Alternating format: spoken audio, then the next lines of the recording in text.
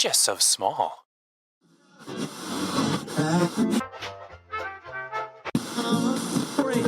Where it just jettisoned. Hey there, this is the Small Stuff Podcast. My name is Kyle Roebuck. This is the intro. Let's start the show.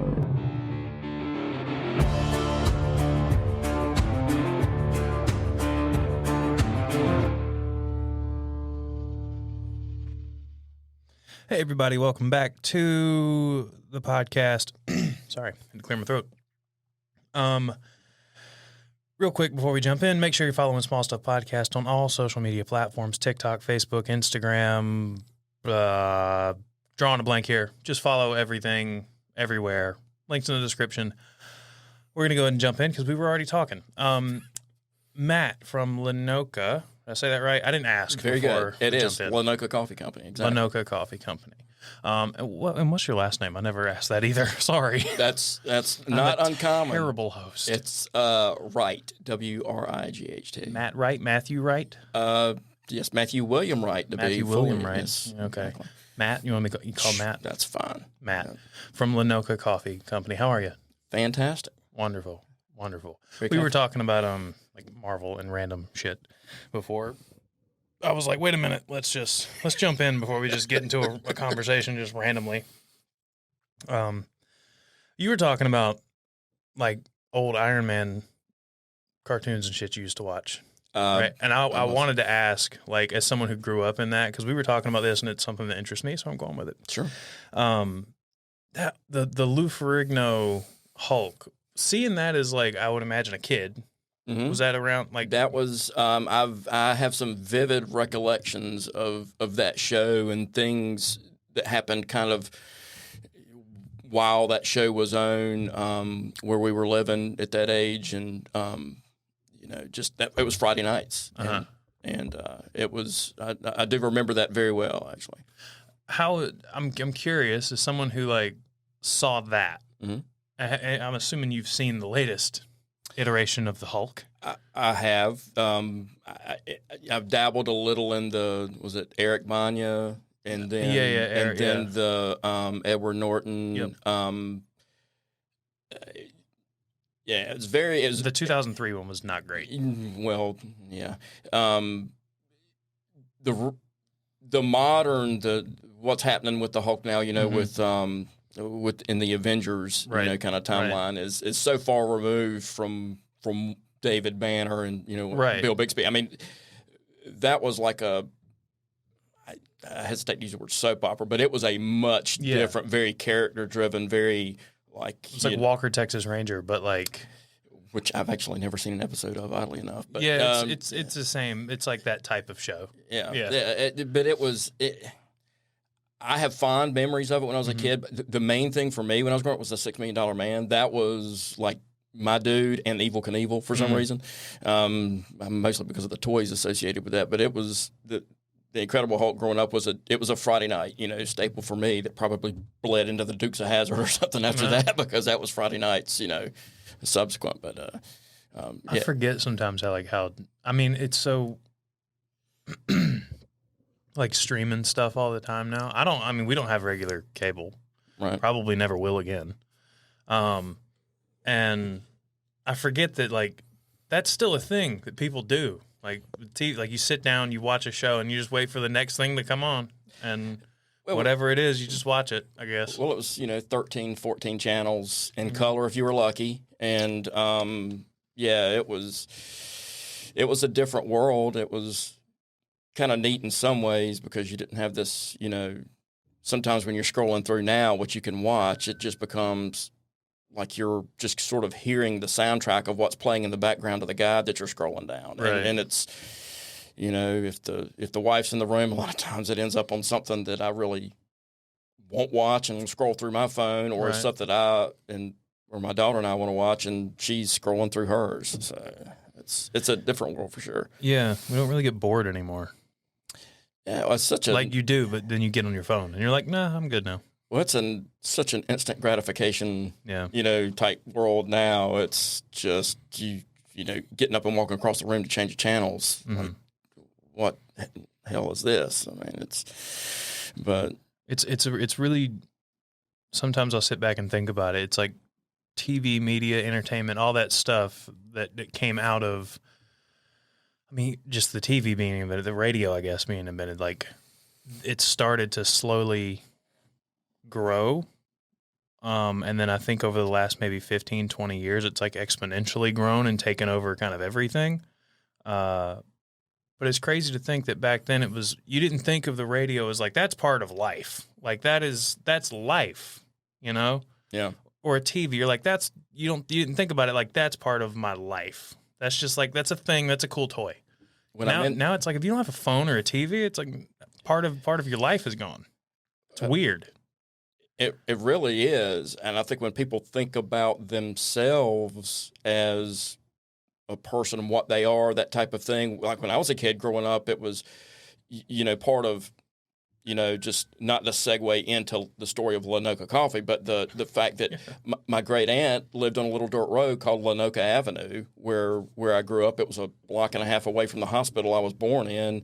And I spent so much time in that yard, whether it was, walking around or, then ultimately doing yard work or just all kinds of things. So much of my youth was spent there, outside by myself or something, or I'd go across to the tennis courts and hit, against a wall, or, I spent time outside. I didn't stay inside and, watch Hazel and Bewitched with her all the time, or The Young and the Restless, but although I know my share about that. But it was something that, you had a lot of time for reflection and self-thought and whatever, just even as a kid. So you sort of had this identity that, was in your mind for the things that you were doing. But now so much you're inundated with all these images and everything from the screen. So it's being a person today is much different than when you were a person, 40 or 50 years ago, for sure. I don't think a lot of people just sit and think. They don't. Yeah. They don't. Or if they do think, they're thinking about their lives or whatever it is they do on any given basis through this lens or this prism of how's it going to look on Instagram or how's it going to look on this, that, and the other. Right. And my first memory of something, or I guess it takes me back. So you remember who Cal Ripken Jr. was, the baseball player? Yes. Okay. Well, through a weird series of circumstances, I was fortunate enough to have a ticket to his very last baseball game that he ever played. I grew up an Orioles fan, but I bought like a mini video camera recorder and stuff because I wanted to, record all of this and so that I could remember it all. Well, I thought it was, and it seems, at least in theory, smart. But then I realized, 8th or 9th inning, it's like I've spent so much time worried about having stuff on the screen and focused, and it's just and that is not how I had ever really attended a baseball game before. So it was actually something that I ended up because it was on these little mini cassettes, that you put into larger cassettes or that you play. And, if it was digital video, it probably would have been much easier to keep track of over time. But now I almost wish, I just wish I had just soaked it all in and just sat there and remembered it as a normal event instead of me trying to, document this for posterity. It was, but that's the first thing I can really remember saying, okay, well, some of this stuff is a distraction from what's really going on and actually kind of participating in it as an observer and creating that memory. It was just kind of more the memory of having to record it. It's just weird. Yeah, no, I get that. That's definitely, I stopped recording stuff at concerts, and I don't do that anymore. Like, I know a lot of people do it and they put it up on like an Instagram story or whatever. And more power to you, go for it. But every time I do it, I just remember looking at my phone screen, like, getting this cool video that I never do I never look back at it. So fireworks, nothing. I don't do anything. I just watch, cause I'm not going to look at it later. I never do. You're just enjoying the moment. Yeah. So at this point, I kind of only pick up a camera if it's for like a creative project of my own, or if I'm like being paid to do something, you know. Anyway, that was nice. That was a nice start. So when did you get into coffee? Why'd you get into coffee? How'd you get into coffee? All the coffee stuff. Well, so I touched on being at my great aunt's house when I was growing up, but she would, when I was 4 or 5 years old, we would There was an A&P in town. There was a Winn-Dixie. We would go Where'd you grow up? in Laurinburg, Okay. North Carolina, which is about a little over 2.5 hours southeast of here, right on the South Carolina line, about 40 miles south of Fayetteville. But yeah, so we would go to the A&P or the Winn-Dixie and get a bag of the 8 o'clock coffee off the shelf, and they had the big grinders in the store, and so that the smell of that coffee grinding, and then she lived half a mile from the grocery, but I still remember the car being filled with the aroma of fresh ground coffee. So wait. Okay. You have to remember. We didn't talk about how old I am. Okay, sorry. No. You don't have as much gray in your beard as I do. I am. I'm going to be 28 this year. 28? Yeah. That's young, Yeah. in case you didn't know. Right. Yeah. I'm aware. I don't feel that way Well, most of the time, but that's my Wait till you're fault. 50. Don't tell me that. Okay. Yeah. Sorry. No, it's fine. But explain this process to me that you just kind of you breezed by it, and I was like, wait, what? You did at the store? Okay, so by today's standards, what most people think happened 40 years ago, it probably seems pretty cosmopolitan. But the fact that you could go to A&P, and then after 1979, which 8 o'clock coffee used to be an A&P house brand, and then they actually, like so many things have happened over the years to a lot of these retailers, they opened that up to other retailers to be available for purchase, so that so Winn-Dixie and these other places could sell 8 o'clock brand coffee, like Great Value brand coffee. Sure. Well, yes. Although the store's brand. Yes. Exactly. That's what private label house brand. So, like, I remember Winn-Dixie had, their house brand of canned vegetables and soups was called Thrifty Made. Maybe Insignia at Best Buy. Better. Sure. That's a better example. Yeah. For today. Yeah. True. Yeah. But anyway, 8 o'clock coffee became much like Craftsman tools that you could only get at Sears, and then they opened that up and let Lowe's and other people buy them. That's kind of what happened with 8 o'clock coffee for A&P way back in the day. So that's sort of a modern day. Of course, now Sears is. But you go in and grind your own coffee. So you could go in and buy a bag of whole bean coffee off the shelf, and they had a grinder in the store, just like I think Harris Teeter has that. I think Lowe's Food, Fresh Market probably does. Fresh too. Market should do. Yeah. So Lowe's Foods doesn't exist here anymore, but dang. Harris Teeter, Lowe's Foods, same thing. Yeah. So, but you could grind your coffee there in the store. Now, back then, they didn't have like vanilla, hazelnut, blueberry cobbler, or southern pecan praline mess that goes through the grinder, then taints the burrs, and then all of a sudden, everybody's coffee tastes like that. So, it actually smelled like legitimate, real deal coffee. So we would. That would be on a Saturday afternoon. We would go do that, and then come back to her house, and my parents might be off shopping in Fayetteville or somewhere, and then she would brew like in the percolator on the stovetop some of that coffee, and we'd have black coffee and soda crackers and your saltines and watch Lawrence Welk. That was an average Saturday night kind of growing up. And how old are you drinking coffee on a Saturday night? I was 4 or 5 years old, which my dad, because I was a hyper kid anyway, so my dad wasn't really super excited about coming back, and I'm sitting there wired on caffeine. By then probably Love Boat was on, I think at that point on a Saturday evening, but yeah, so that's sort of where I kind of first, and I couldn't. I mean, it was black coffee. She didn't put stuff in it to change the. You were just a kid drinking black coffee. But in fact, I enjoyed it so much I had to put an ice cube in it so it would cool down quicker. I would drink around the ice cube. So that's a little pro tip there. If you like black coffee but you don't want to wait for it to cool down, drop an ice cube in it, just kind of sip around the ice cube. And so as far as you can remember, you like the taste of black coffee. I did. Yeah. I would see that surprises me because even me, like I like black coffee. I get disgusting black coffee now.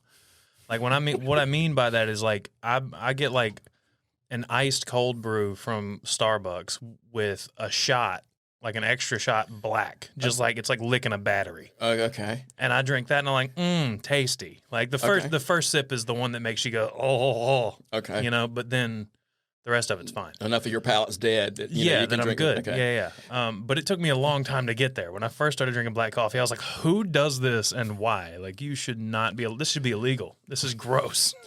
Well, you know, Depends on the coffee. I learned that. It does depend on the coffee, and there's a lot of things that people, and this is something that I've been discussing with, especially folks, you know, come to the workshops and those kinds of things. And we have time to have these conversations, is that most people's experience with coffee is they either drink it the way that they were introduced to it by a parent or a grandparent, a lot of times loaded with cream or sugar or whatever else. Yeah. And so that's kind of what they think it's supposed to be. Or they tried it later in college, you know, trying to stay up, you know, real late. So it was very poorly made coffee, and they tried to drink it and it was too hot and it blew out the palate. And so when something's too hot and it blows out your palate, you can't really taste anything for a period of time anyway. So then all you're getting, even after it cools down, is any lingering bitterness or acridness that's there. So I really encourage people, like before you, like whenever you try a new coffee or try coffee, you know, period, you know, pour it, you know, brew it, obviously, pour it, let it cool off enough, ideally probably in the low to mid 140s, 100, if you're looking for a temperature guide, and start sipping on it. And, you know, just like drinking wine or, you know, some of the crap, you know, aspirate it, let it go over your palate and say, okay, what flavors are there? Before you start adding stuff to it to see, is this coffee, are the flavors that are there enjoyable or not? If they're not, then you can start sort of doing that sort of homogeneous beverage where everything tastes like cream and sugar.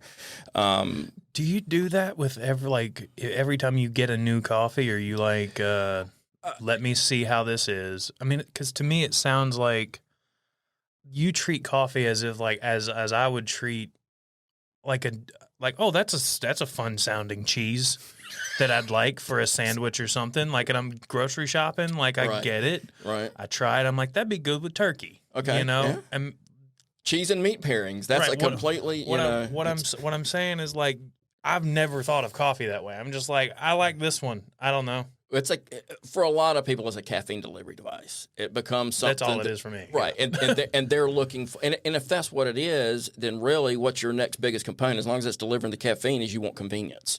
You don't want to have to actually put any effort into crafting something that's going to be, because you don't really care. I mean, it's just.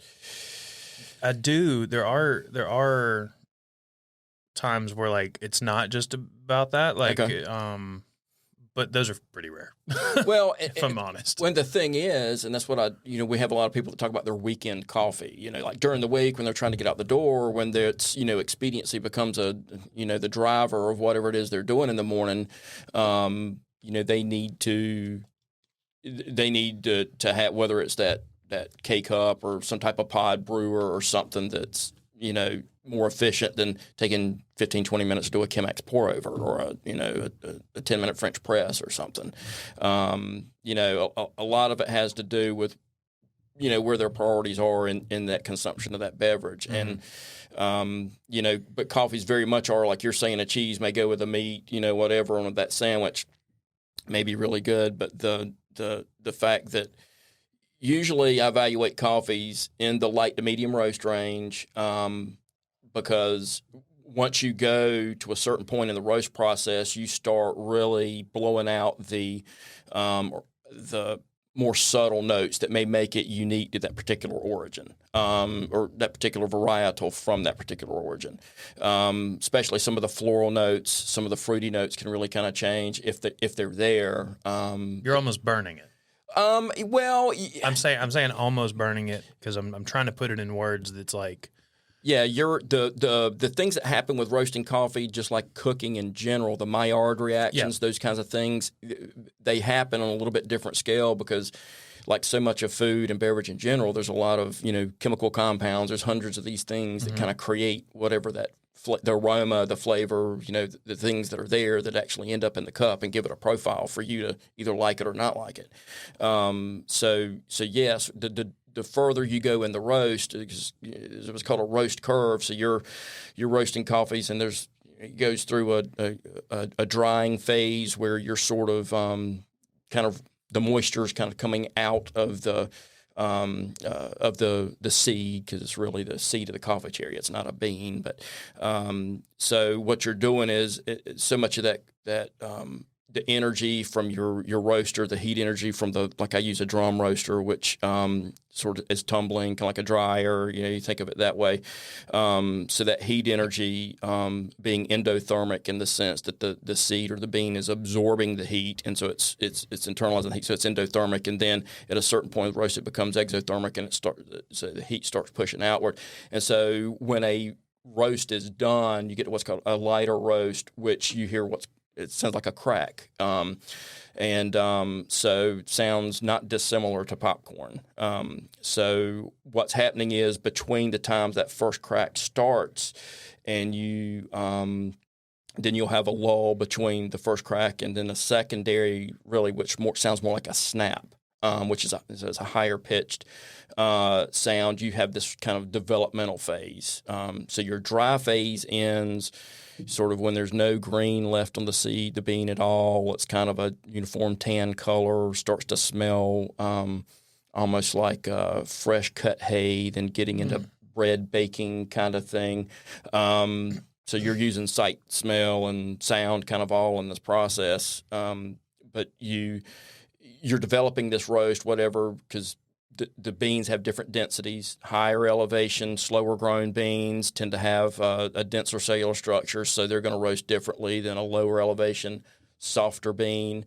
So that's a lot of that's the science that goes into how when you're learning to do this stuff, you're going to make a lot of mistakes, but then you're trying to find the best approach to roast any individual coffee, because even things like how it's processed, dry or natural process versus washed versus what's called a honey process, those things impact how you approach that roast as well. And so when I'm roasting and evaluating the coffees, to go back to your question, I tend to do it at that light to medium roast so that I can see what the full flavor profile is before I get into a darker roast profile, to where a lot of that stuff's been really eliminated. And so you're starting to taste more of a roasty note, so you sort of have this undertone of almost like that smokiness across. It doesn't matter almost the origin of the bean strip, but you're still going to get kind of a chocolate note. You can get some sweetness. Sometimes you develop some sweetness, but it's a fine line when you get into that snap of taking it too far, and you get into what some of these other big name companies we talked about, qualify some of those roasts. But part of why some of them do that is just for some homogeneousness of flavor, so that they can have a consistent cup time after time after time, because coffee's a crop, just like grapes for wine and everything else. They'll change just because you had that particular origin from that particular region before.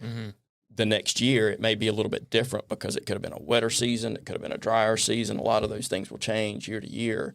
And so when you work on these sort of single origin coffees like I do, in addition to blends and stuff that we do for coffee shops and those kinds of things that, they want a repeatable, espresso profile or drip coffee profile. But that's where people that are really into coffee and like specialty coffee, they want some change, some transition. They usually don't want the same thing every time. So when would you go to that darker? Like, if you would go to that darker profile if you wanted something like chocolatey or a little more smoky. Well, if you're trying to, you can build some body when you go to a darker roast. For some people, like a heavier bodied mouthfeel in the coffee. Some people like a brighter, juicier, what we call a juicier mouthfeel. So that has to do with what they call acidity.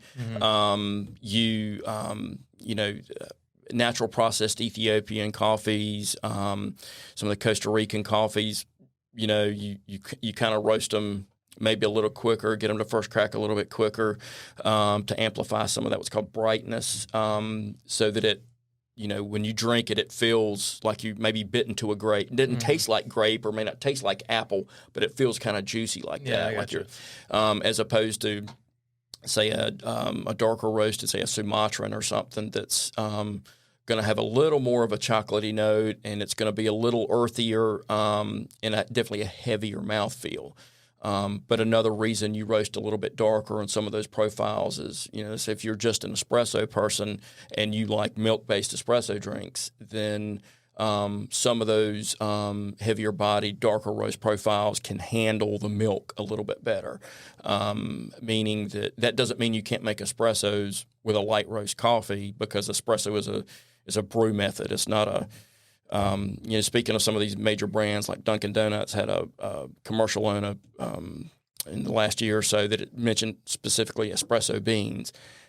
These aren't magical. They're not from the island of Espressopotamia. They don't exist. You can make espresso out of any coffee bean. So that's one of the things we kind of help educate people on. And there are some really neat. You don't have to have a blend done specifically for espresso to enjoy an espresso, because there's some really kind of wild single origin stuff out there that may have a really strong fruity profile. Usually, your lightest roast coffees don't make super good traditional espressos, just because it's hard to get the creme out of them. The body's not quite there, so you kind of need to get into a medium roast to at least generate enough body in some of those to create a more solid espresso. But it really comes down, like any of this other stuff, to individual taste, what people are looking for. You know a lot about coffee. Wow. I've learned a lot in 10 years. But it's something that's, I know enough to know how little I do know. How about that? Yeah. The more you learn about anything, you realize there's a lot you're yet to learn. There's always more to learn. Right. You talked about the experience as a kid with coffee, but when did you go, you know what? No, I want to do this. Like, well, whatever this is, I'm not even sure. I mean, I know you make coffee, but those words, I want to do this, actually. The first time I really started thinking about coffee outside of, do I enjoy this cup of coffee that I'm drinking, was I used to travel internationally every year, and one of my trips was Munich every February. And so when I would go there and ask for my coffee, which was about 3 or 4 times a day at some of these different places, they ground it and brewed it by the cup. And so it wasn't an Americano. It wasn't an espresso with hot water added. It was like a legit ground and brewed coffee. Mm-hmm. But they served it with a little dark chocolate wafer. And that's when I always knew that I liked coffee better with eating certain things. And for me, it was usually a sweet of some sort. Mm-hmm. But I'm also a fan of dark chocolate. But the fact that coffee, as strong as it was, and where I would get it at these different shops and cafes, and they always did it. And I don't know if that was just something a little more, because in Italy you get the biscotti a lot, but the dark chocolate wafer where I was there in Munich seemed to be a common thing. And that really got me thinking about flavors with coffee. And so that was around 2001, 2002, 2003. And there was where I was going every year to Europe and experiencing that. And so you kind of start thinking about that, and then trying to find the freshest, none of this stuff. And, I wasn't turned on to even counterculture or anybody like that at that point. But I was just trying to find good coffee. So back then, the freshest coffee I could find was, it says Best By. Let's say I walk into the store on March 1st. Okay, this says Best By March 31st of that year, and this another one says Best By August of that year. I'm going to buy the August one because I'm assuming it's fresher than the one that ends, which obviously makes sense. But that was kind of how I used to say, this is fresh coffee or not. But then, so I started kicking around the idea of, I'm going to get a hold of some green coffee and try and figure out how to do this. Mm-hmm. And so I'd kind of talked about that a little bit. And then my in-laws for Christmas, you actually got me a stovetop whirly popcorn maker and a little 5-pound bag of greens from Larry's Coffee over in Durham. I think it's in Durham. And so that was the first thing I did out on the side burner on the gas grill in the screen porch over 10 years ago. And so I started with that, made some really crappy stuff, and then sort of trying to figure out my own way to tweak it. So I started doing that in a skillet to diffuse the heat a little bit better so that it wouldn't ended up with scorching. And so, I learned some fixes there over a month or two to start doing pretty good stuff. What were the issues in some of the first few batches? What was a consistent issue you were running into? It was mostly scorching and not having it done before, either letting it go too long and learning, because I was still doing kind of just, it's like anything else. The only way you really learn how to do something is to do it and fail at it. Right. That's just part of the process. So once you started to pick it up, but I guess what I'm saying is like once you started to pick it up, Yep. and you were like, because I run into this a lot. Yep. Like I'll start doing something, Mm-hmm. and I'll be like, I'm not good at this at all, and then I obsess over it for a little bit until I get to where I'm like, okay, I'm consistent, but I'm consistently fucking up this part. Like this thing is still pissing me off. Right. Like what was the thing that was like, damn it, like.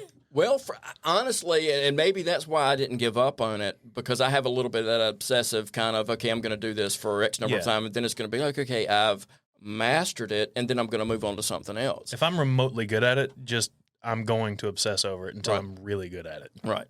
Okay, so that's kind of where, so it got to be, well, part of it was demand, because once I got to where I actually enjoyed consuming it over what I was getting from, Dunkin' Donuts or wherever else, friends started wanting it, family members, and, just like the progression for so many things, I ended up, I think I was roasting that later that summer. It was 100 degrees outside, about 137% humidity. And so I don't recommend that as a workout regimen, but, it was, but I did it because people wanted the coffee. And so, and I could do about 1 pound size batches. And finally I said, you know what, I'm getting an electric roaster or something I can use inside that has some smoke abatement, I can get away with, because there's a lot of smoke. There's a lot of what's called chaff, which is like a silver skin on the seed that it's just like real papery thin, kind of lighter than air kind of stuff. Well, so I eventually did that, and then we picked up our friend that lived in the neighborhood, who happens to have a bakery in Aden now called Wendy's Goodies. She was starting that up and wanted to get a hold of, some coffee, but didn't really care necessarily for the mass market brands out there, and she knew I had gotten into it, so she was sort of the OG, wholesale customer, and it's, not long after that picked up. And I had a corporate day job while all this was going on, keep in mind. Right. So this was just kind of nights and weekends. This sounds like an accident. It sounds like, whoopsie, I have a coffee company. I didn't mean to. Well, the funny thing is, that moment where you said, this is something I want to do, you say, I never got that kind of fed up, because I'm so tired of dealing with this. I can't fix this. I always found a way to address whatever, issue that came up with. So it was one of those things I still remember, and my wife laughs about it now, but we were standing in back, what was this, 9 years ago or so, that they had the Walmart Expresses. It was different than the neighborhood markets. They had these little, kind of like Dollar Tree-esque places. Well, Aden had one. Yeah, I was living vaguely in Aden. remember those. Okay. Yeah. Well, you are only 28, so it was a while back. Yeah. Anyway, I was pushing the cart. My daughter was, the youngest daughter, she was 2 maybe at the time, sitting in the cart. So I was having to reach around her to put the Pop-Tarts, in the cart, and I sort of looked over and said, I'm going to be a coffee roaster. I'm going to have a roastery. I'm going to be a coffee roaster. And she's like, oh, okay, whatever. It's just one of those random, like... Right, I decided right then. Yeah. Right. And that was it. And so, yeah, I know exactly what you're talking about, because, if Crystal, I doubt she's listening to this, but she might be, she'll think it's funny, because we have those moments all the time. One way, completely one-way street there, as far as how that delivery happens. She tells me things like that, but it's usually not in I'm just randomly, you know what? I'm going to be a race car driver. It's not but I do that all the time. Just randomly, I'll be like, by this time, I'm going to be doing this. Right. And she's like, all right, cool. Yeah. I'm going to keep doing this now. What I was doing, I'm going to keep doing that, because thanks for that. But no, that was funny to me. And I think for me, it was just okay, so if I'm going to do this, so, that's when you start. So if you make a decision, you're going to do it. It really is just a moment where you're you know what? You think about that job, or you think about the way things are now, or how you want things to be, and you feel like you have to just, you know what? I'm going to hey, you. Yeah. I'm going to do this. Hold me to that. Yeah. Yeah. So, and really that's what that sort of moment was. It's okay, this is going to happen. I'm not sure. There's a lot of stuff that's got to happen, and there was things that I would look through as I was doing the research, and I was looking at videos and all this stuff on how to do all this, right? And so there were so many things about the process of other roasters and how they had gotten to the point they were, and there were things like going to markets and, selling bags of coffee, or going to this, that, and the other doing, and it's just none of that appeals to me. I don't want to do any of that. And the thing is, well, you laugh. What do you mean? You mean like going with like big burlap sacks of like beans? Like you're trying to go to markets and sell stuff like that, or like what? Well, going like once you get the coffee in and roasting it, then having to go to some festival or go to somewhere and actually physically sell bean bags at first, and it's just like, I don't want to do that. I don't want to do that. So, but as you go through this process of learning all these other things, it's like when you start to understand, okay, why those things were important to do, because if there's no shortcuts in life. The older you get, the more you realize that. There's no shortcuts. So you, at some point, are going to have to do some of these things that maybe at the outset, if somebody told you, hey, you're going to have to do this to make this work, you know what, never mind. Maybe I'll be a peanut roaster. Like taxes. Yeah, well, sweet Jesus. Don't talk to me about that. I just finished that. So. Same. Yeah. Anyway. Super fun. Yeah. But anyway, going back to that was just the fact that, it got to be that time. You know what? This is the process. It's evolved. Okay, this is what we'll do. We'll make it fun, and we'll do this, that, or the other. And my wife, who's been 1,000% on board with all of this, she's a school teacher over at Creekside Elementary in Winterville. Her personality, the things that she enjoys doing, like the design or craftiness or doing those kinds of things that appealed to her, because we'd set up at a market and she'd display stuff or whatever else. We'd go to different events and do whatever, have a coffee tasting here, there, or somewhere else. And it was, it worked. It worked out. And you know what? When the time came to do it, it didn't seem as off-putting as it was, 6 months ago or a year ago or whatever. And it was the next thing. This is part of how we get there. So let's do it. Yeah. If it's easier, you can like rotate that like that and raise this up a little bit. Yeah, that way you can move. I feel a little bit like Fraser Crane. So that's coffee people. I'm listening. It's just. I'm sorry, that was before your time too. But. Yeah, I like to when people make references. Like most of the time, it's people who either forget how old I am or don't realize how old I am. They make references, and I'm like, that's probably a reference I don't get, and I don't want anybody to feel bad. So I'm just like, yeah, okay, all right, yeah.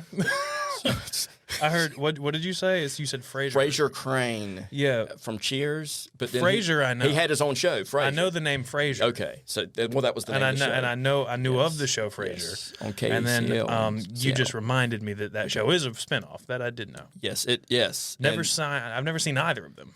Oh well, I do recommend it. But it's a funny show. We've actually kind of gotten back into it because it's for my soon-to-be 14-year-old daughter. It's all new territory for her. Yeah. So, but she enjoys.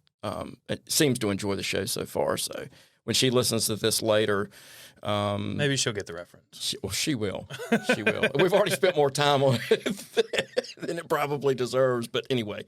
Yeah. So, but you do all these things that you did not find appealing or at all, but they're part of the journey. They kind of get you to where all of a sudden, you end up on, we've been very fortunate with some, serendipitous coverage from like WRAL in Raleigh and, WITN locally, WNCT. We got picked up. I mentioned before the show started that I was born on Leap Day. Mm-hmm. So there was a thing a couple of years ago because my youngest daughter and I both turned 12 in the same year. And so the story was that, when she turned 13 the following year, she was going to be able to tell me what to do was her big thing. That's funny. She got a kick out of. So that ended up getting picked up nationwide because WITN did a little story about that. They thought it was funny. And so we had orders coming in that weekend from upstate New York and from Washington State and from some of these really weird places that had seen the story. Cool. So because they did the broadcast from the roastery. And we've just been some fortunate stuff that happened like that makes, there's signs that, you're kind of doing what you're supposed to be doing, things that happen for you. And it certainly doesn't by no means winning the lottery or anything, but every kind of little drip feels like it of mark. Well, okay, hold on. No, sorry. No. I was being what was the word? It was a metaphor, maybe? I don't know. I was just saying, like, those wins still feel good. They do, and they don't feel like winning the lottery. No, and not that I would know. I was exaggerating. Yes, that's the word I was looking okay. for. That's well. There, all of us use hyperbole to prove a point at some point. So that's So once we've had some things like that fall into our lap. Most recently, the podcast here, which is really awesome. So we'll be sharing that. But it's just something that. From going from Gwendy's Goodies to then our first kind of bigger customer was Farming the Dale over in Snow Hill, who's had a ton of, publicity from UNC Weekend or NC Weekend to UNC TV and a lot of those kinds of things. And so we've been able to grow with a lot of our accounts. And we're as far away now as Bunn over in Franklin County, down to Goldsboro, over to Little Washington. We're working with somebody new now, an account over in Windsor that's going to be starting up in a couple of months. So, do you guys actually have like a coffee shop? I know you've got the spot in Farmville. We do not. We have a roastery, and that was one of my sort of intentionally do not. A lot of roasters my size end up wanting a coffee shop or almost need to make money on those $4 and $5 drinks. Right.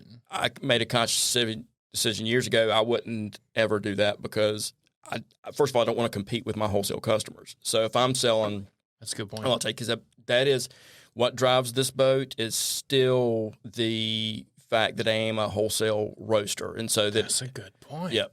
And so by no means do I ever want to compete, with my friend. Now I do sell at retail on the website bags of coffee. We've shipped all over the world. We have regular customers from Arizona to Florida, Kentucky over. We have subscribers far away as well because we do a 1 pound every 2 week and a 2 pound every 2 week subscriber plan.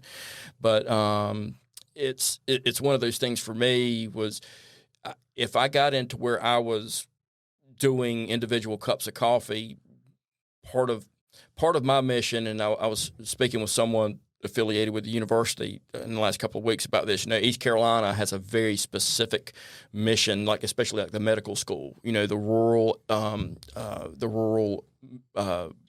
doctors to go out into areas that aren't as served as some of the other areas, right? And it does that mission very well. Part of what my objective is to make specialty coffee accessible to people and let them understand that it doesn't have to be that big red can of Folgers or whatever else, is that if you really want to kind of go down that road, we can help you do it and experience it and sort of, but not in a place where you got to walk in. There's like $20,000 of espresso equipment we're in and somebody's trying to get the flour right in a cappuccino. That's not, I'd rather sit there and talk to somebody about an hour and a half about the equipment they have at home and how to get a better cup out of it and never make a dime off of that conversation, versus having to deal with that sort of food service kind of turn rapid, volume type stuff. So my thing is, okay, let's get as many bakeries, restaurants, shops brewing Lanoca coffee as we can so that the laboratory of people experiencing Lanoca becomes a lot larger than whatever I can do in a little, 3,000 square foot building.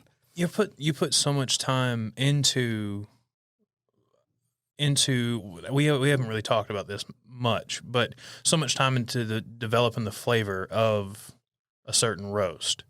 Like, you get a seed, bean, whatever, from somewhere. You have an idea of what, because just based on previous times that you've used this bean, you have an idea of where the flavor is going to end up. You get it to that point to where you want it. How do you ensure that flavor translates to the kind of strangers who are brewing it? Well, okay. What if they're brewing your coffee wrong and they're screwing the flavor up? Well, that's another thing. We do the home brewing workshops for, to kind of, there are fundamentals and best practices on brewing coffee. There are different, methods. Your French press requires a different water temperature than a pour over or electric auto drip versus espresso. So there are different, from grind particle size to water temperature to extraction time. There's a lot of things that go into, to getting that optimal cup. As far as I realized, sorry, as you were explaining that and as I was asking the question, I realized that might not be something people realize. Like people who aren't like super heavy into coffee like you are, like the flavor comes from the roasting and all of that. Sure, yes, but it also comes from adding hot water to the grounds. And does it matter like how fine you grind it and everything like that? That also contributes, right? Absolutely. One of the there's as a general, think about wine. Okay, you get these hundreds of dollars of bottles of wine, whatever. all the hard work for wine's been done before you ever get it. So as long as you store it at the right temperature, angle, whatever, then you let it breathe, however long that particular wine's supposed to breathe and serve at the right temperature, you're good. You can have $2,000 a pound Panamanian geisha coffee and perfectly processed, roasted, stored. I know. We'll come back to that. We'll come. Hold on. Whoa. That number just hit me. Yeah. All right. Yeah. We'll come back We'll to come that. back to that. We'll come back to Circle back to $2,000 a pound. Yes. Green. But what you can do is you can have this most expensive coffee, right? You can have it stored properly, processed properly, roasted, and you're about to enjoy it, right at peak flavors about 3 to 4 days after roasting. But if you don't get the grind particle size, the grind uniformity right for your brew method, and then if you use the wrong temperature water to brew that coffee, you're not going to end up with anywhere close to what that coffee could have been. You just wasted $400 a cup of coffee. Sure. Damn. So, but that doesn't mean, and I tell people, share this information because it's not that you can't enjoy a cup of coffee that hasn't, every single step along the way had these absolute, best price. It doesn't mean that you still can't enjoy it. It just means you're not going to get that optimum what it could have been. Right. And so yeah, it's something that for most of the people they either like French press and love French press. They either want a pour over like a Chemex or a Kalita Wave or Haria V60 or Rolita, or they want just an auto drip. Fortunately, there's machines on the auto drip that brew at the certified SCA Specialty Coffee Association Gold Cup standard of 196 to 205 degrees, which is what the water should be on a flow-through pour-over, whether it's manual or electric brew. That's what your water temp should be, which 95% of the brewers on the market do not hit that temperature for a long enough period of time. It's like a Mr. Coffee's probably not doing it. Probably it is not.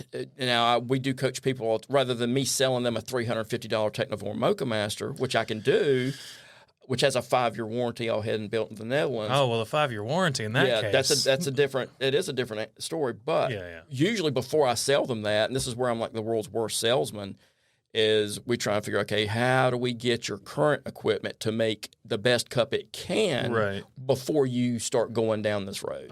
And so there are tricks you can do. You can grind the coffee a little finer. And so when you grind finer, you open up more surface area to get the better extraction, a fuller extraction. I see. You reach a point of diminishing returns because you can either back up your brew basket because the water can't flow through because you've got the grinds too fine, or you've kind of gone not quite that far, but far enough to where you're getting an over extraction.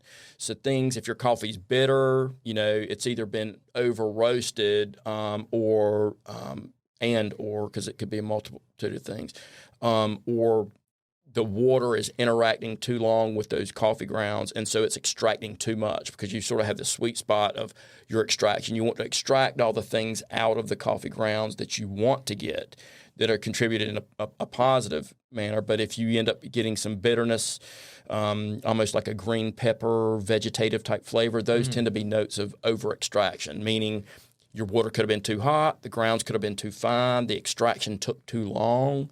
There's a lot of things that can happen, so we kind of try and help people kind of troubleshoot that if they're, depending on how they're brewing it at home or in the restaurant or wherever they are. Because we've been, fortunate. We work with some of the better restaurants in town so far, from, Ford and Shep to SoCo, and actually recently picked up the Scullery a couple of months ago with, coffees that complement their menu or that or achieve whatever flavor profile they're looking for. So it's not necessarily someone just coming to you and going, "Hey, I want to buy coffee from you," and you're like, "Sure, what bag do you want?"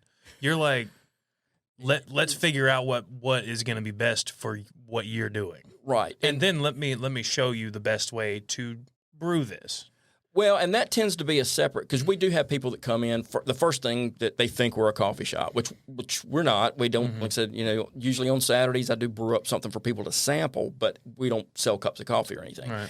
But usually if they come in and I just want a bag of coffee. And so, I've got some things. I've got, like some origins that are more kind of traditional flavor profiles that the American palate is used to. That's not, whatever. I've got like a Colombia Supremo. I've got, some of the Brazilian coffee, some of the things that kind of have a little bit more of a nuttiness, a little bit of chocolate to it.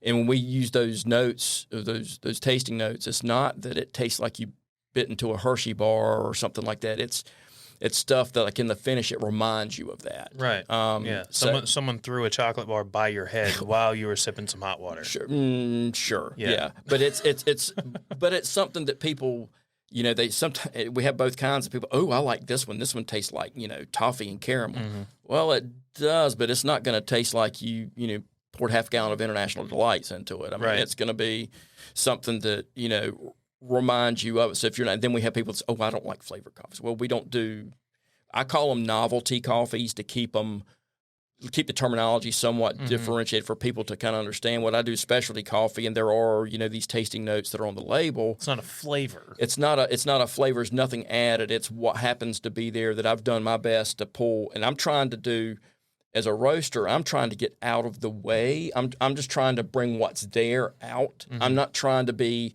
and I think this, a lot of people that, or a lot of roasters that may have a bit of a heavy or handed style on the actual roast level, it's almost like George squeezing the rabbit too hard. I mean, it's one of those things where sometimes less is more. And when it comes to coffee, one of the things that gets really conflated is, I want the strongest thing you have. Well, that's kind of where I kind of break down and have a conversation with at that point, if they're willing to. Is like, when you say strong, are you talking that robust kind of dark flavor that tastes stronger? Or are you talking, because really strength is amount of coffee to amount of water. That's what it is. Are you using 60 grams for 30 ounces, or are you using 80 grams for 30? How much coffee are you using? That's what the strength of the coffee is. Mm-hmm. And then that's part of the education, part of bringing people kind of up to speed on how they need to think about coffee, and not necessarily how they need to think about it, but things to think about if they're, okay, how do I make my coffee better, or how do I at least know what I'm doing to know if I want to do more of this or less of this, or, along those lines. And I put things on the label now. We've upgraded our packaging that actually shows the tasting notes. It has a note that references body. And then I have the elevation, the varietal, the coffee type of plant varietal that's used, and then how it was processed, and the roast level.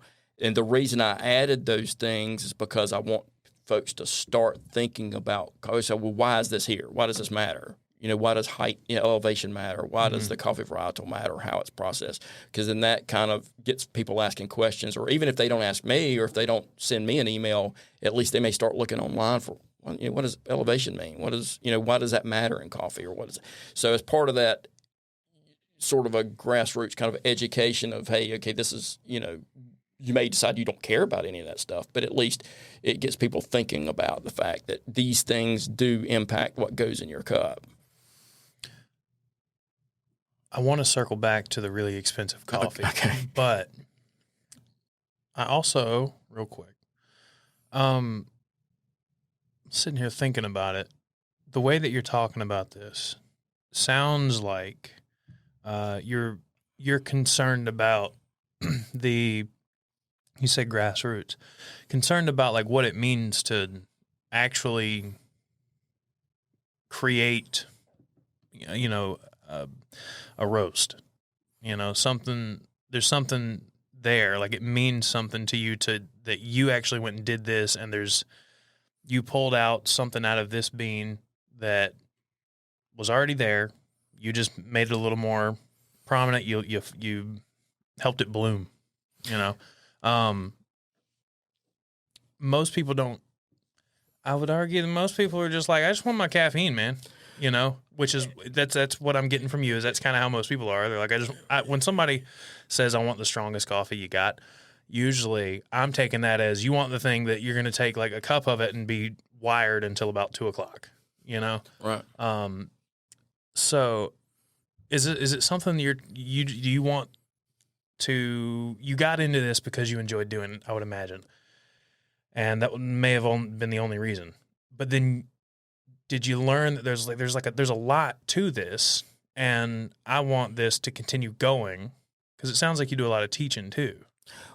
I do the workshops that informs folks on a lot of kind of what we've hit on, but for me, the thing that I'm trying to get out of it, there's been a lot of work, and there's a lot of talk about like on the coffee side in the industry.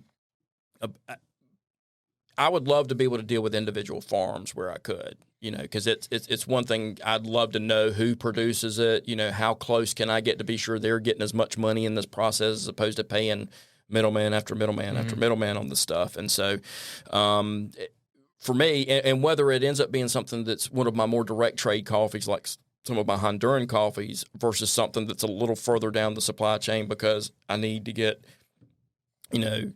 400 pounds of Brazilian, 400 pounds of Colombian, 400 pounds of Costa Rican all on the same pallet. And sometimes you're kind of limited to what you have to do there to be able to get it all in on one shipment, especially considering what freight prices are right now.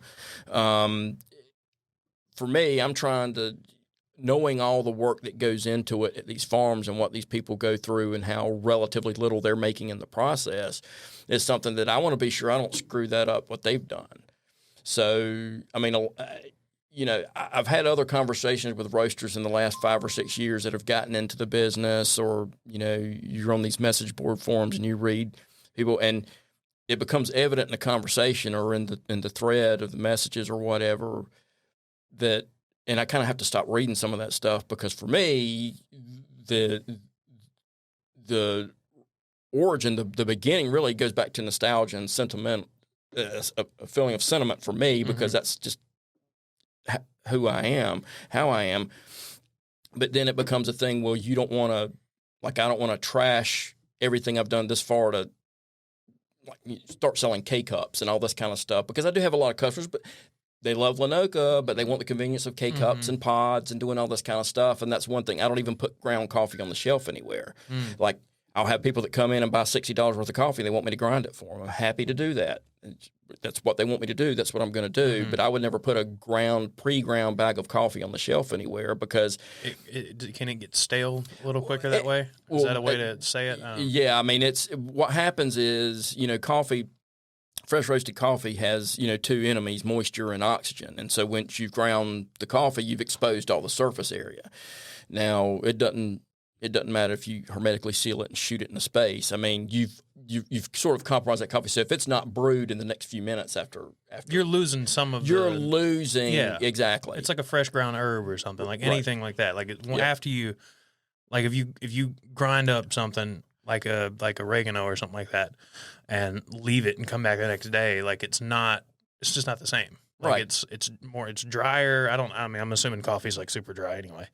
It is. It's drier, but once you've exposed the surface area, because you're not getting any more, you can't regrind it. You're not going to run ground coffee through your grinder again, or you're going to burn up the motor. But the fact that once that's but now I tell people that doesn't mean that you still can't enjoy that coffee that was ground yesterday or 2 days ago or whenever it was. It's not going to be as impactful as it could have been. Right. And it's interesting. There's some of these places that have, on social media that have, coffee's fine 3 weeks after you roast it, 4 weeks after you roast it. And it's like, okay, well, fine is one thing, but there are people out there saying that it's still fresh. It's not actually fresh, but there are people that talk about how much more they like something after 3 to 4 weeks. So to them, it's still fresh. Some of those chemical compounds, the ketones, the things that make a coffee, give a cup of coffee a certain flavor profile, after 2 weeks, they're starting to degrade.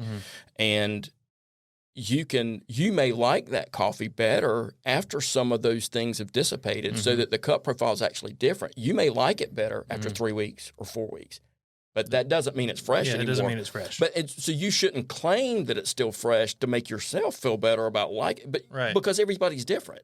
There are people that like the added bitterness of an over extraction. admit that it's over extraction and that you like bitterness, it's fine. Yeah. But it's not because this is the best way to do it. Hey, man, just admit you like bad coffee. It's okay. Well, I mean, it's just be honest about it. Yeah, And yeah, it's I'm just kidding. the intellectual honesty side that I'm a big proponent of is there's too many people these days that don't participate in that. And it's like, no, 3 weeks, 4 weeks, your coffee's not fresh anymore. Right. That doesn't mean people can't enjoy it. Right. It's just, I didn't say it wasn't good. yeah, It's just it's not fresh. right. Exactly. Yeah. So I like super ripe bananas. Doesn't mean they're bad. You know, they make really good banana bread too. Right. They're good. What's that coffee? I don't know if this is the same coffee, but there was some coffee that I heard about that has something to do with cow shit or something. You know what I'm talking about? Yeah, I think you're talking about Kopi Luwak. It was originally in the bucket list. A movie. I know a YouTuber that I follow got some, and it was like ridiculously expensive. He said it tasted like ass. Okay. Which makes sense, I guess. Maybe it's not. Maybe it's not. Same thing, but the first came, I think, into the popular culture because of the bucket list movie. But it was it's called Kopi Luwak. It is a coffee that the Asian civet cat has consumed the coffee cherries, basically digested the seeds, and so this is removed from the excrement, processed, and is supposed to make this really rare coffee. So, in fact, when I established the roastery and all that, I was inundated with people looking for U.S. distributors of Kopi Luwak coffee. Which is, and anybody, the marketing of coffee is ridiculous. The number of things in your social media feed, if it's crazy how, your feed will this is the best coffee, this is the freshest coffee, this is whatever else. And people that know anything about coffee, if you claim that the coffee's the best coffee, more than likely it's probably further than being the best coffee than anything else you could pick up. Mm-hmm. Because people that are making those claims aren't even being intellectually honest with the fact that is so subjective. You can't possibly tell someone this is the best coffee ever. And similar that Kopi Luwak, they claim this is. There's a difference between being expensive and being good. Yeah, but they've created this whole, and a lot of the animal rights people have been effective in shutting them down. But they were basically, really. Mistreating these civet cats by keeping them in these cages and force feeding them, similar to what's happening with foie gras and the geese. They're feeding them just and making them consume these coffee cherries and then poop out. Now, there's a lot of supposedly ethically sourced Kopi Luwak coffee. It doesn't really matter in the sense that one's not better than the other because the people is part of me learning this process, and you start learning, kind of insiders in the industry and kind of knowing who to trust and who not to trust. I never went down that path because the people I trust in the industry said, yeah, this is just a bunch of hokum. Mm-hmm. So we didn't – I didn't go down that path. I didn't want to go down that path. The only sort of things that I've gone down that have gotten a lot of marketing appeal, the Hawaiian Kona coffee. I've done some 100% Kona coffee for folks. It's kind of special order. Jamaican Blue Mountain. I got an entire barrel of that this past year and sold out of it in 40 hours, something ridiculous. So, but it's stuff that has a good reputation. They don't let inferior coffee kind of get out of the country, bearing the same markings. As long as you're dealing with reputable people in the supply chain, which, but that's one reason that, the least expensive coffee I have now is like $17 a pound. It used to be $15 a pound, but it's $17 a pound. Mostly because of what's been happening in the last 6 months on supply chain. I never went up on pricing in 7 years until this past November. Well, probably about time then. Well, it was. What I'm saying is, I wouldn't feel bad about it. It's one of those things that I know there are people. We've got customers that have been with us a long time. They could afford any coffee in the world. They could afford that Kopi Luwak What's that $2,000 a pound one that you're talking about? That is a single varietal, meaning that all those coffees. It was a Panamanian Gesha varietal coffee that sold for over $2,000 a pound green, meaning, and you get anywhere from, depending on the moisture content of the green coffee, you get anywhere from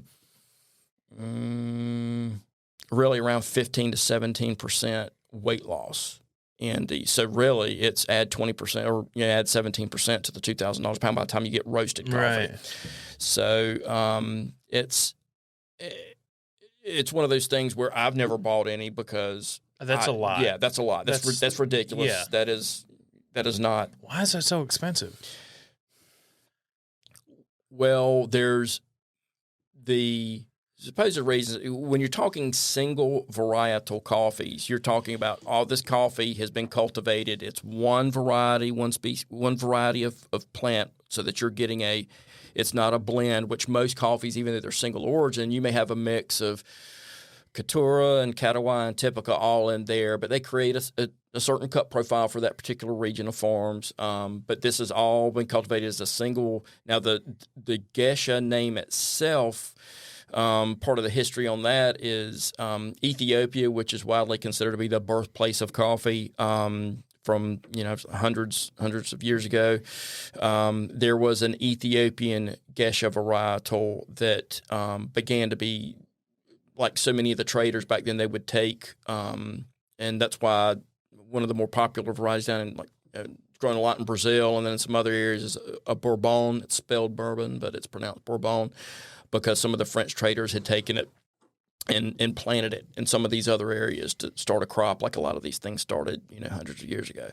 Well, that Gesha varietal, if it can trace its origin back to these actual Ethiopian originals, you'll see it's usually spelled Gesha, Gesha, as opposed to Geisha, which is everybody kind of knows, but it's called both things in the industry. Some people say, well, if it's real, it should be called Gesha instead of the Geisha, spelling. But usually if it can be traced back to – so some of it has to do with that exact origin, tracing back to those original Ethiopian Gesha varietal plants and the actual things that make that worth $2,000 a pound, although my personal opinion, there is no coffee ever worth $2,000 a pound. If that's how much you have to charge for it to make money, then you should just stop making it. Yeah. It's not worth it, man. It's not. Yeah. It's like, yeah, man, I'm selling butterfly legs. They're really hard to harvest, so they cost $2,000 a pound. Yeah. That's no, I'm just going to stop selling butterfly legs. That's what I'm going to do. Yeah. And that seems like a reasonable thing. But for instance, I had a Guatemalan Geisha coffee in that I sold for $35 a pound. That Guatemalan Geisha, I actually preferred the cut profile on that to even the say $65 a pound Jamaican Blue Mountain that I had in. But everybody's different. The Jamaican Blue Mountain's a little bit milder, the Guatemalan Geisha, but it's still a Geisha varietal, but it's not tied into the original, which I've never found a coffee worth that much money that I would have valued at that much money. Although I've had coffees that were only $17 to $20 a pound that tasted better than some of the $60, $75 a pound coffees I've had. Yeah, that's one of the things I like about coffee. I mean, it's one of the things I like about like whiskey and food in general is like, well, I guess food. Typically, the more expensive it is, the better it is. But there is a point where you reach the law of diminishing returns with it. But something like whiskey is actually a much better example. Somebody could buy like a $10 bottle of whiskey that's just like supposed to be gross or whatever. They love it. They drink it room temperature, just neat, no ice, no nothing. And I might find that gross, or I might love it. Like Bullet Bourbon's a great example of this. Bullet, it's not expensive. Thank you for pronouncing that correctly too. What, Bullet? Yeah, there's a lot of people that mispronounce Bullet. How do they say it? Bullet? No, you pronounced it correctly. Bullet. They think it's supposed to be fancy and yeah. It's 50. Isn't it like $20 a bottle? It's not expensive. Right. Yeah, but it's good. Like it's a good whiskey. Anyway, that's what I like about that. Like you can kind of like, well, is it good? All right, cool. And I'll take you one further on that. Is that a lot of it has to do in a lot of ways less so about the actual coffee than what memories that you applied to it, or whiskey or whatever. Who were you with? What were you doing? Mm. You know, because by any measure, that stovetop percolator 8 o'clock coffee that that I had with my great aunt Nana when, you know, I was 5-6 years old, you know, by any standard, it would not be good coffee today. But if I had $2,000 laying around to be able to buy for that cup of coffee, I'd do it, you know, because she's not around anymore. Mm. I can't have that cup of coffee ever again, even if I try to replicate it. So much of that, I think, for me in general, like being in this line of work, calling it Lanoca, you know, all this stuff is so nostalgic and sentimental for me. There's stuff all over the roastery kind of from the house, you know, that she lived in and all of that. I mean, it's something that, you know, like the yard, our yard, we moved from Aden when I moved the roastery from Aden to Farmville. And we moved, you know, we're living in Farmville now. It's like I'm trying to plant stuff that, you know, that my mom had taken from her yard after she died, and it grew in her yard. Mm-hmm. And then I'm trying to take clippings and grow it there, because the older we get, the more we want to return to some of that stuff. And so that it feels like there's some type of connection, or there's a line we can draw from whatever it was when we were a kid to kind of how it is now. So at least for me, Mm-hmm. you know, those memories of who you were with and when you had these things, and when, you know, you became aware of something being really good or really bad or whatever it is, I think there's a lot that has a lot to do, at least for me, you know, with kind of where you end up and, you know, what you choose. Hey, this is good or this is not good. Mm-hmm. Can you grow coffee here? Okay, wait, hold on. Let me rephrase that. Can you? Sure, yeah. Will coffee grow well here? Is that possible in with like a little mini greenhouse situation? Growing it in quantities enough to be actually produce, Like useful to you? yeah, or even enough for your entire family or something. It's not really practical. Right? There was a fella that actually met down in North Georgia, who subsequently sold the company, but it was called Lanoca Coffee. It was near Yona Mountain in North Georgia mountains. Coincidentally, we were down there. My in-laws have a little cabin on Lake Burton in North Georgia, and we were down there visiting. And I wanted to go see him, and coincidentally, CNN was there that week interviewing him for the fact that, you know, he's been able to kind of grow coffee locally there in the North Georgia mountains. And in talking to him, basically they were in these planters on rollers, and so they were able to kind of trick the plants into thinking there was a wet season and a dry season. So some of the stuff that happens, you know, at a climate level down in coffee growing regions, you know, they were able to generate enough coffee, but he wasn't able to generate enough for anybody else to use other than himself, just for his little coffee shop.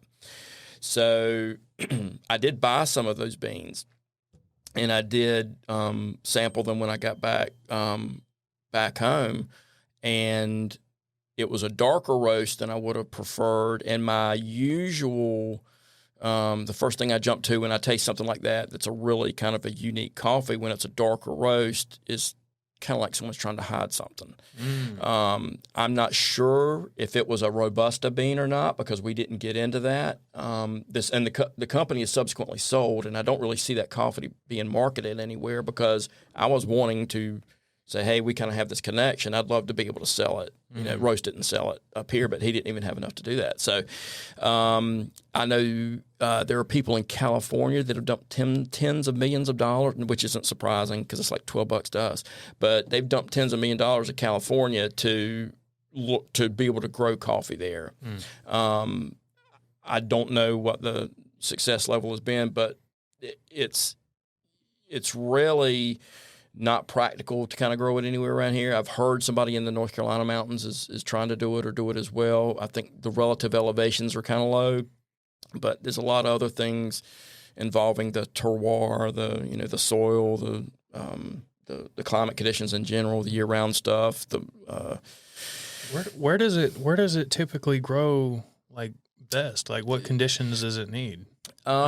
There's around the equator, and I cannot remember the latitudinal lines, but it's basically like a coffee belt around the world. So it grows in Central America, South America, and Indonesia, parts of Asia, but there's like a belt, a coffee belt kind of around, kind of within a certain number of latitudinal lines that it's more ideal for growing. It takes a combination of, and you need to cultivate it too. I mean, there are wild grown coffees that,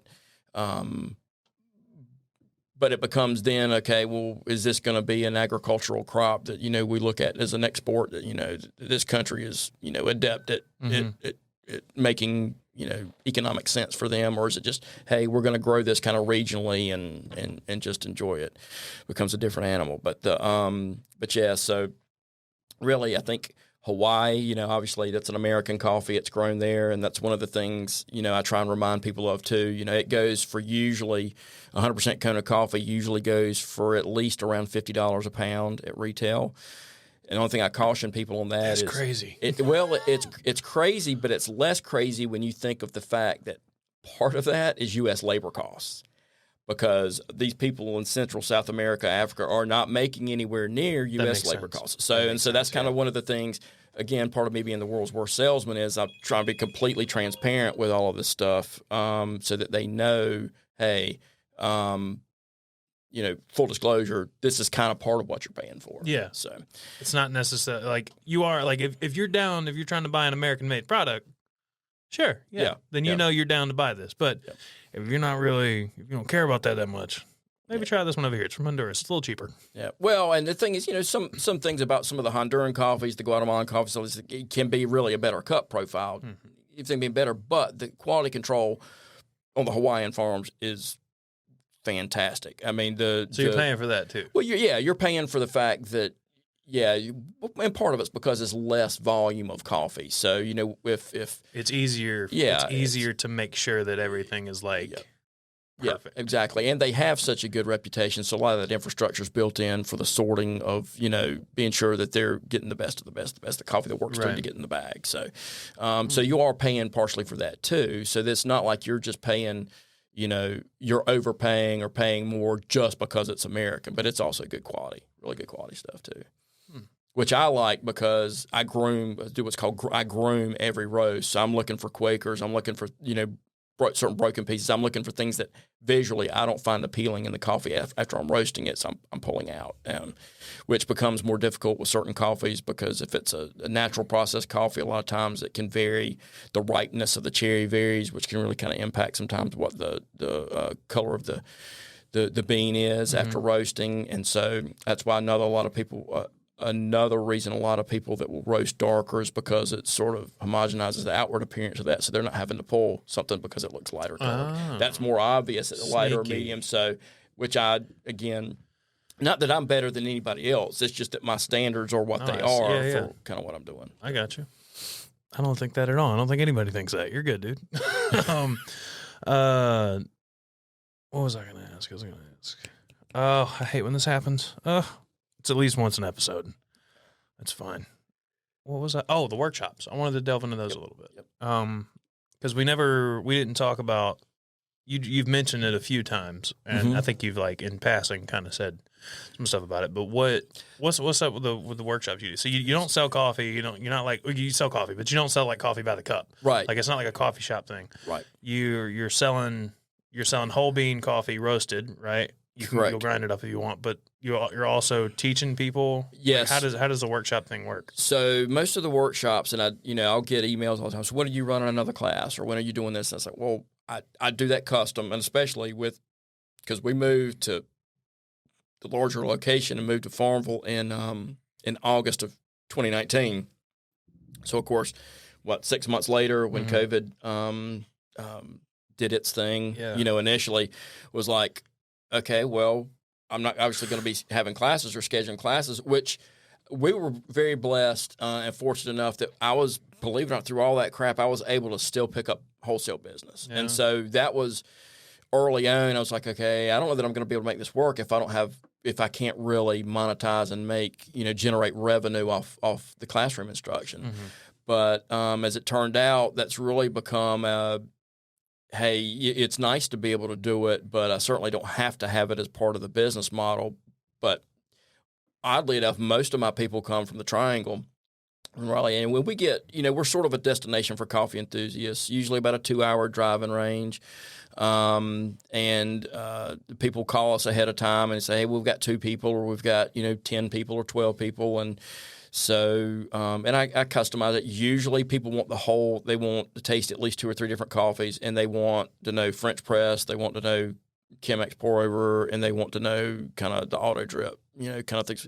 So I go through in which we're a dealer for certain, for Baratza grinders and the Techniform Mocha Master brewers, and then the Chemex pour overs, for manual coffee. But, so we go through all that, and so they get to demo all the equipment. So if they're interested in buying equipment, at least they have experience on it, or see, because I want people, before they come in and drop $300 and some on a brewer, if they're looking at Techniform Mocha Masters, I want them to, I don't want any buyer's remorse. I want you to go through this process and taste it. So, But a lot of it has to do with, people that either they've got family in town and they just kind of have a fun outing or something. We've got, I'd say probably 50% of it is hardcore kind of coffee nerds, really kind of wanting to get into some of the weeds of this stuff. And then the rest of it is just sort of fun for a group or a family to do and get together and kind of approach something that they all kind of enjoy, but had never thought of beyond, the Starbucks drive-through or the K-Cup thing that they're doing. So, but those are all kind of custom to, whatever people are really looking for. And I just try and schedule it when we don't have open hours, because the open hours are, Mondays and Tuesdays are really a lot of wholesale roasting and packaging and delivering, which I pretty much do. Other than the packaging, we have a lady that helps us out about 3 days a week on some of that for me, and getting subscriptions ready and those kinds of things, and shipments. But then the rest of the stuff is Wednesday we open up for a couple hours in the evening. Thursday's usually midday, a couple hours. Then Friday we do 12 to 6, and Saturday for a few hours, depending on if I'm coaching my daughter's soccer team, or not. It's kind of still a family business. It's still very lean operation. So what's the goal? What's the where do you want it to be by the time I don't know, in the next 5 years, whatever? Where do you see it? As long as it's still fun for me. I remember, my previous life, the corporate job, and kind of like 90% of the population probably, that Sunday night was just like, yeah. I remember it, and my wife deals with it, still, but for me, I know Monday's going to be my heavy roast day, because I know that, I've got, 150 pounds of wholesale orders I need to get done. I know that, Tuesday's going to be a delivery day in a lot of ways. So I can, even though I may not know exactly how much until stuff starts rolling in, as long as I can continue to do that and not get, because I just got a larger roaster, expanded my roaster, upsized my roaster last July. So now I could do up to 400 pounds in a day if I need to. I haven't needed to do that, but I think for me to need a larger roaster than that, especially if I'm going to be doing all the roasting myself, which is the part that I love, that I don't want to get so big that I have to hire somebody to do the part of the business that I like. So it's one of those things where, we've been fortunate enough. I had another wholesale lady starting a coffee shop. I just found out about last night. So she's looking at equipment and all these things, which I became a dealer back in November for commercial espresso equipment. So now I'm kind of a bigger part of the solution for people, opening coffee shops and that kind of thing. So I have connections for the equipment and the training and the install and all that. So those things are kind of happening organically. I'm not going out and marketing this kind of stuff. So I'll get to a point where not only am I just not prospecting, but once I get to the point where I'm like, okay, I'm sorry, I can't take your business, or I can't whatever. So I kind of want to get to that point where I'm like, okay, I'm as big as I can do and still do the job well, because it is a job. I mean, it's I love it, and it's the kind of thing people say, well, you need to buy the building you're in so that you can sell the business one day, whatever. It's like, what am I going to do? I mean, I'm fortunate enough that I found something that I'm, reasonably, good at doing, that people seem to appreciate, and it's something that I don't want to do anything else. I mean, it's like 20 years from now, what do you want to be doing? Well, hopefully I'm still roasting. Hopefully it's still this. Yeah. I mean, and that's the kind of thing that, but some people are, started watching Shark Tank a few months ago, and the people that are on there are just everybody that's trying to get this gadget or this, that, or the other to the point that they can sell it for millions of dollars. And it's just like, that's maybe when I was in my 20s or early 30s, that would have been appealing to me. But you found the thing that you're like, you know what? I don't mind doing this for the rest of forever. Like, whatever. This is fun. This is great.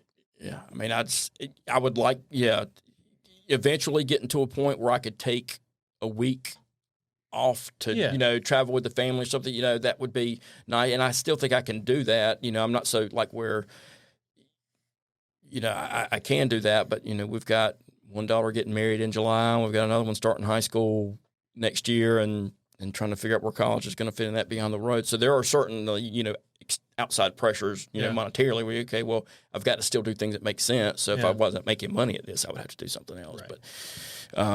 But yes, I think we're, as long as we can continue on the path of growth that, we've been able to do, fortunately, thanks to people being happy with our product and seeking us out and trying to bring us in somehow to their new ventures, then, there's no plans to do anything different. I'm just real fortunate and, just trying real hard not to screw up for the people down towards the supply chain, the origination, and then upstream. I want to be sure I'm doing well for them and making everybody in between happy. So,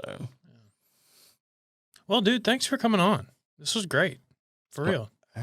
I've enjoyed it. Anytime I can talk about coffee, and Iron Man, and apparently, all that kind of stuff. It's all good. I enjoyed it, and don't worry, I won't be dropping off a bag of $2,000 coffee to you.